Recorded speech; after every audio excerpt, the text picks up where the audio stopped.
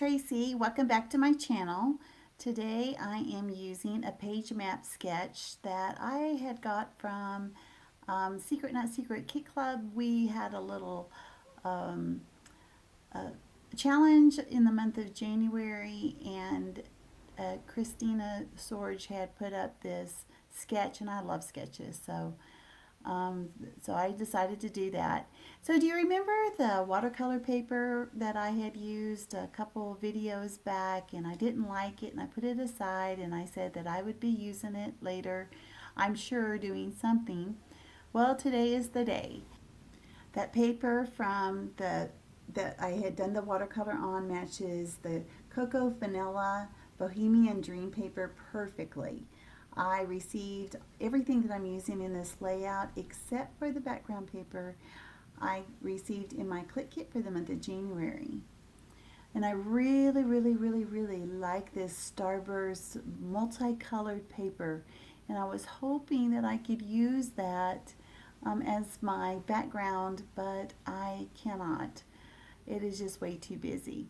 So I had cut those squares. They're 2-inch square, and the white cardstock that's in the center is 8.5 square.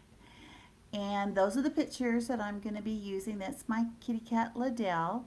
Now later on in the video, you'll get to see my kitten Sophie. She makes an appearance again. She really likes my stamp table or my scrapping table. So yeah, I had to get her out. Anyway, so I can tell that those 2-inch squares are just not going to be big enough. So I go back and I cut more. This time they're going to be 2.5 inches. And I think I only cut 8 because I don't need the one, that's going to go underneath the photo, because you're not going to see it anyway. And I had just enough paper. This paper, they had the purple and the blue and the pink. I had just enough to make those squares. So I was thrilled, that worked out for me. If not, I would have just used the Bohemian Dream paper. Now I am using the Caterpillar. What do they call that? It's not the guillotine. I like it, but it makes me wonder if I made a good choice in buying that. I'm thinking I may need to get a guillotine. Maybe that'll give me a little bit better cut. I don't know. I have so many paper trimmers. It's amazing. Alright, so I go ahead and kind of line everything up. I want to make sure, two aren't touching each other. And I really want the watercolor to show through. And of course the background was just so busy. And so I'm kind of looking at all the other papers that came in the kit. So the one that I ended up choosing is a Simple Stories. It is their wood grain papers. I got a couple of packs actually of this because I love wood grain so much. And it is called Snap Basics. That's the name of the pack that I got. And it comes with 12 papers, and this is the lightest one. I thought that it allowed the purples to shine. Now I'm going through all my embellishments. I want to choose the things that kind of catch my eye. I want to stick within the same family, the purple, the pink, and the blue.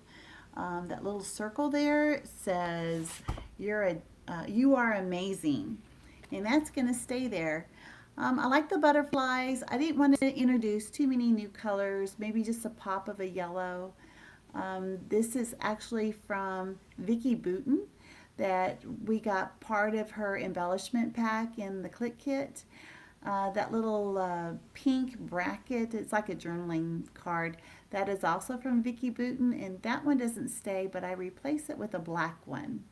And anything orange, and it all goes into my little bowl. And the word hey in black, that stays where that is. And the little tag there that is off to the left, that doesn't stay. It's got too much orange in it. I like the flowers and I like the butterflies, and those came with the embellishment kit for Cocoa Vanilla, and it came in the vellum and it came in the cardstock, and I had them both out, but I ended up choosing the cardstock. As beautiful as these colors are, they kind of blend into each other, and it needed a little bit of black around the embellishments, the little die cuts. So first I used the Tim Holtz blending tool in the, I used the black soot. I went around all the edges and it did help, but I needed a little bit more of definition. So I used the Faber-Castell Pit Artist Pen, the big brush in black. And I went around the edge. What I do is I hold the pen underneath, like on the back side of the flowers or whatever the embellishment I'm trying to outline. And I just go around the edge. So it has a very faint black line, and it's just what the embellishments need to kind of pop a little bit, because this pastel on pastel, they were kind of blending into each other, and I needed something a little bit more defined. And then there's a butterfly that I put on the upper left and in the lower right. And just choosing which ones I want. You know, you kind of go through them all. And this is Sophie. I think that she thinks that I'm invading her space, but she needed to go. She's such a mess. Some of the embellishments I had put flat. I just used my ATG to glue it down. Sometimes I do use my wet glue. And then some of them I put the uh, foam tape behind them to kind of give a little bit of elevation. And on the butterfly, I do use the foam tape, but I use the foam tape in a way that it helps keep the wings of the butterflies kind of up. So I actually glue down the center of the butterfly, like where the body is, and then put some of the foam tape under the wings real close to the body, and that way it just keeps the wings up. They're not flat up against the page. And that one of those flowers, it had two leaves on it, and I didn't like the second leaf that was on it, so I just trimmed it off. And there's no reason, nobody said that you can't change the way that an embellishment is.